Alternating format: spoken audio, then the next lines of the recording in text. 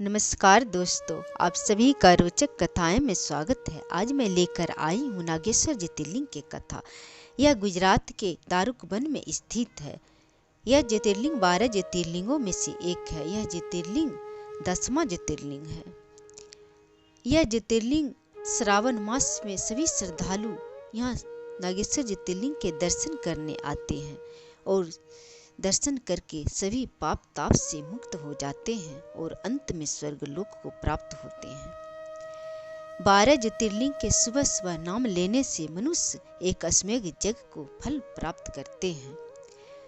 12 ज्योतिर्लिंग के नाम सुबह सुबह जरूर लेना चाहिए। यह ज्योतिर्लिंग के दर्शन और पूजन करने से मनुष्य निर्भय हो जाते हैं। उसे कभी कोई भय नहीं रहता। इस ज्योतिर्लिंग के विषय में एक पौराणिक कथा जो शिव पुराण में वर्णित है।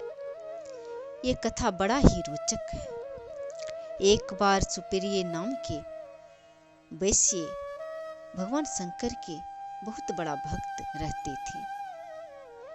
वह भगवान शिव के बहुत बड़ा भक्त थे। वे बहुत पुण्य आत्मा थे। वे भगवान के शंकर के पूजा और आराधना में हमेशा लीन रहते थे। वे भगवान शंकर के पूजा और आराधना में हमेशा संलग्न रहते थे। एक बार वे व्यापारी था और अपने काम के सिलसिले में कहीं बाहर जा रहे थे नौके में बैठकर।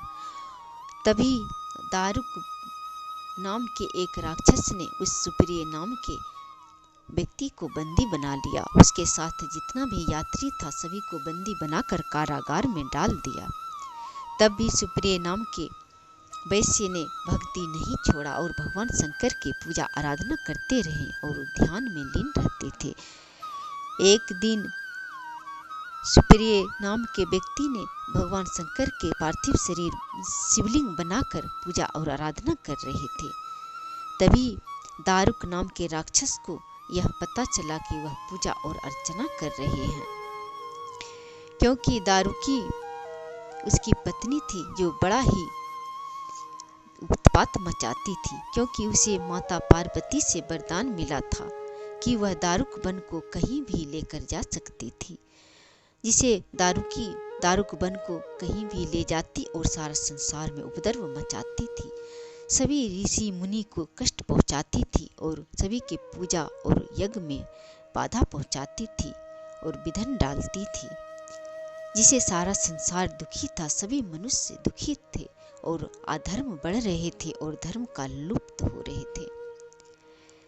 तब उस जगह दारुक नाम के राक्षस ने उस सुप्रिय नाम के व्यक्ति को मारने के लिए गया और जैसे ही सुप्रिय नाम के वैश्य को मारना ही चाहा, उस राक्षस ने वैसे वहीं भगवान शंकर ज्योतिर्लिंग से प्रकट हो गए, एक ऊंचे सिंहासन पर प्रकट हो गए और उस वैश्य को पशुपति अस्त्र प्रदान किया, जिसे उस पशुपति अस्त्र से उस वैश्य ने सभी राक्षस का संहार किया और सभी राक्षसों का सफाया कर डाला और सभी का वध कर डाला, जिसे सारा संसार सुखी हो गए और सारा संसार उस राक्षस के उपद्रव से शांत हो गए और सभी संसार सुखी हो गए।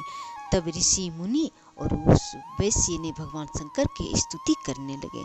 तब भगवान शंकर प्रसन्न होकर उस वैश्य से वरदान मांगने को कहा। तब उस सुप्रिय नाम के वैश्य ने भगवान शंकर से कहा, हे प्रभु, आप यहीं ज्योतिर्लिंग रूप में निवास करें, जिसे सारा संसार में कल्याण हो। भगवान शंकर बोले, जो मनुष्य यहाँ आकर इस ज्योतिर्लिंग का दर्शन करेगा वह सभी प्रकार के पाप से मुक्त होकर शिव लोक को प्राप्त होंगे। इस ज्योतिर्लिंग के दर्शन करने से सभी निर्भय हो जाएंगे और अंत में मोक्ष को प्राप्त करेंगे। ऐसा कहकर भगवान शंकर उस वैश्य को, सुप्रिय नाम के वैश्य को मोक्ष प्रदान करके वहीं शिवलिंग रूप में निवास करने लगे और अंतर ध्यान हो गए। तब से यह ज्योतिर्लिंग का नाम नागेश्वर ज्योतिर्लिंग पड़ा। यह ज्योतिर्लिंग के दर्शन करने से मनुष्य हर प्रकार के विघ्न बाधा से मुक्त हो शिवलोक धाम को प्राप्त होते हैं। यह कथा अच्छा लगा हो तो लाइक और शेयर करें। जय श्री हरि।